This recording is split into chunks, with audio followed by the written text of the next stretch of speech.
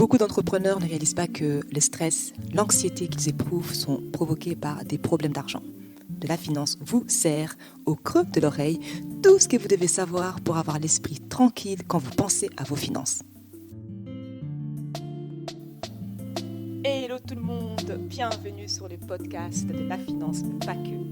Nous aidons celles et ceux qui ont l'esprit d'entreprendre à se libérer du stress provoqué par l'argent et à bâtir de la richesse. Je suis Solange Baboy, consultante financière spécialisée en gestion d'argent. Aujourd'hui, on va tenter de répondre à la question suivante. Comment définir un modèle économique efficace pour ton business? C'est parti! Un modèle économique plus communément connu sous le nom de business model, c'est tout simplement de définir comment est-ce que tu vas gagner de l'argent dans ton activité. Ça permet de t'assurer que ton activité va être viable et qu'elle va durer sur la longueur, parce qu'on se lance en entrepreneuriat parce qu'on a envie de laisser un héritage à nos enfants. Pas seulement quelque chose qu'on fait pour nous-mêmes, mais on aimerait bien que quand on ne sera pas là, que nos enfants, que nos arrière-petits-enfants puissent avoir quelque chose, puissent un peu se rappeler de nous comme étant des vaillants parents, grands-parents, et pas des parents, des grands-parents, des misères pauvres. Donc on n'aimerait surtout pas ça. Comment procéder? La première chose en fait à faire pour mettre en place un business model efficace, c'est de te poser la question suivante. Qu'est-ce que j'apporte comme valeur à mes clients? C'est quoi ma proposition de valeur? Quelle problématique client est-ce que j'aide à résoudre? À quel besoin de mon client est-ce que je réponds? Est-ce que je vais aider mon client à gagner plus d'argent? Est-ce que je vais l'aider à économiser de l'argent? Est-ce que je vais l'aider à faire quelque chose beaucoup plus rapidement, sans se prendre la tête, sans s'épuiser? Est-ce que j'aide mon client à être plus productif? Est-ce que j'aide mon client à avoir beaucoup plus de satisfaction, à être beaucoup plus épanoui? Est-ce que j'aide mon client à trouver l'amour, etc. Donc ça, c'est donc les types de valeurs qu'on peut apporter à nos clients. Moi, en tout cas, dans mon cas, qu'est-ce que j'apporte comme valeur à mes clients? C'est tout simplement la paix financière.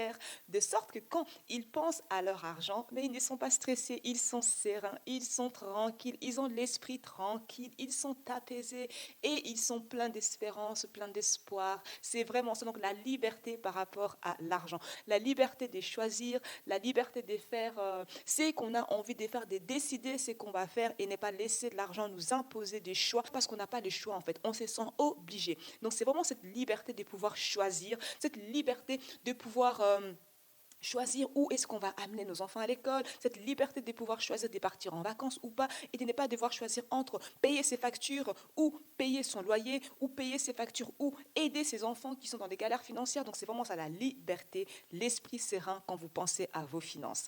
Voilà pour moi. Ensuite, la deuxième question qu'il faut se poser, c'est concrètement, qu'est-ce que je fais? Qu'est-ce que j'ai fait? Quelle est mon activité? Et tu les poses.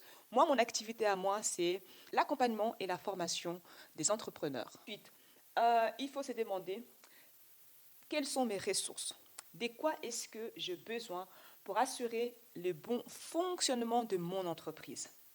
Est-ce que j'ai besoin d'avoir un magasin physique? Est-ce que j'ai besoin d'avoir un bureau? Est-ce que j'ai besoin d'avoir un établissement? Est-ce que j'ai besoin d'avoir un site internet? Est-ce que j'ai besoin d'un ordinateur, d'un téléphone? Toutes les questions qu'il est assez important de se poser. Ensuite, on va donc se poser les questions suivantes. De quoi ai-je besoin pour proposer mon produit ou mon service? Qui sont mes partenaires et mes fournisseurs clés? Quelles ressources est-ce que j'obtiens auprès de ces partenaires? Dans mon cas, par exemple, quand je me suis lancée, je devais travailler donc mon branding. Il me fallait un logo, il me fallait une image des marques.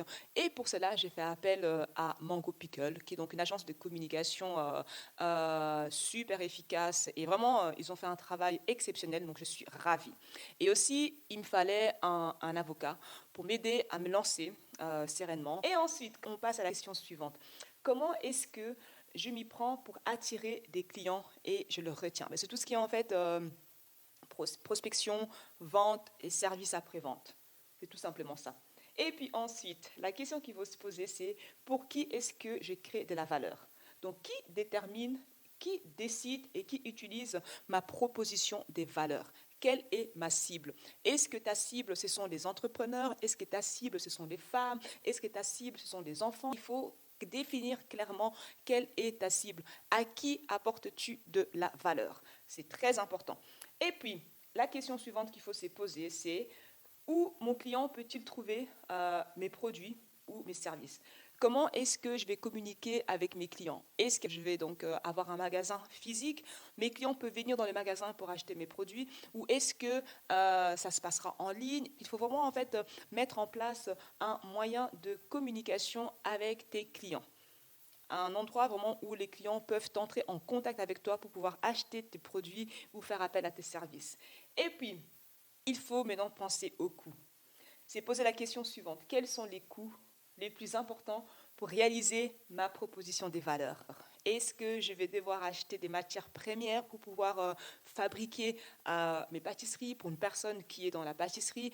Quel sera donc le coût pour les transports, les coûts de la main-d'œuvre, les coûts de sous-traitance? Donc, il faut penser à tous ces types de coûts qu'on peut avoir. Et ensuite, la dernière étape, qui est l'étape la plus cool, c'est pourquoi on lance notre entreprise, ce sont les revenus, c'est-à-dire l'argent qui rentre. Ah, c'est ça même, l'argent qui rentre. Et donc là, tu vas te poser la question suivante.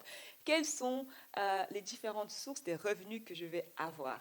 Et quelle est donc ma stratégie en matière de prix? Donc là, c'est important de réfléchir à toutes ces choses quand tu mets en place ton business model. Il faut qu'il soit efficace et qu'il permette à ton entreprise de pouvoir durer sur le long terme et que tu puisses laisser un héritage pour tes enfants, pour tes arrière-petits-enfants. C'est ça un bon gérant. C'est exactement ce que fait un bon gérant. En tout cas, je ne sais pas pour toi, mais moi, c'est mon objectif de pouvoir laisser quelque chose pour mes enfants et pour mes petits-enfants, mes arrière-petits-enfants. Voilà un peu donc, ce que j'avais à partager avec vous aujourd'hui concernant le business model. La tâche à accomplir aujourd'hui, c'est de prendre quelques petites minutes pour revoir les modèles économiques que tu as mis en place ou tout simplement d'en définir un si ce n'était pas encore fait.